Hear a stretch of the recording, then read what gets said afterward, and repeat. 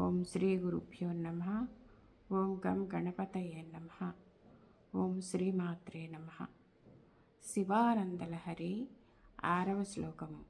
ఘటో వా మృత్పిండో వాప్యణురపి చ ధూమోऽగ్నిరచలః పటో వా తంతుర్వా పరిహసతి కిం ఘోరశమనం వృథా కంఠక్షోభం వహసి తరసా తర్కవచసా పదాంభోజం శంభోర్భజ పరమసౌఖ్యం వ్రజసుధేః.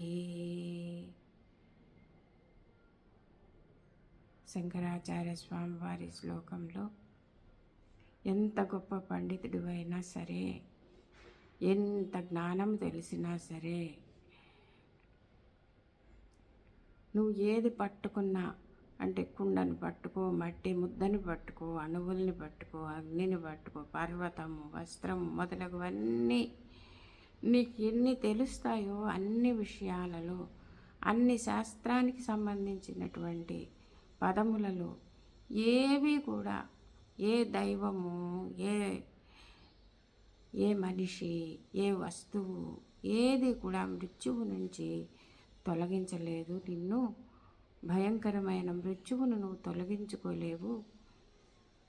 నువ్వు ఈ తర్కమంతా నేర్చుకొని ఏవేవో అది చదువుదాం, ఇది చదువుదాం, అది చేద్దాం, ఇది చేద్దామని ఎందుకు నువ్వు ఇంత ఇబ్బంది పడతావు, ఇంత బాధపడతావు, అటు ఇటు పరిగెత్తుతావు?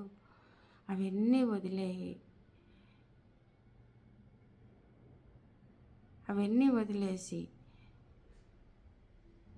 దయాసముద్రుడైనటువంటి శివుని యొక్క పాద పద్మములను భజించు, దాని ద్వారా వచ్చే ఆనందాన్ని అనుభవించు, దాని ద్వారా మోక్షాన్ని పొందు. అంతేగాని అటు ఇటు తిరిగి ఏదేదో చేసి, ఏదేదో పలికి, ఏదేదో మాట్లాడి, ఏవేవో స్తోత్రాలు చదివి అవి చేసి ఇవి చేసి దానివల్ల ఉపయోగం ఏమీ లేదు. నోరు నొప్పి, కంఠము నొప్పి తప్ప వీటన్నింటి బదులు ఆ దయాసముద్రుడైనటువంటి ఆ పరమశివుని నీ హృదయములో శాశ్వతముగా స్థాపించు. వారి దయకు పాత్రుడవిక. అప్పుడు గొప్ప ఆనందాన్ని అనుభవించి మోక్షాన్ని పొందుతావు అని శంకరాచార్య స్వామివారు మనలాంటి అతి సామాన్యమైనటువంటి భక్తులకు మార్గాన్ని సూచిస్తూ ఉన్నారు శివానందలహరి అనేటువంటి గ్రంథంలో.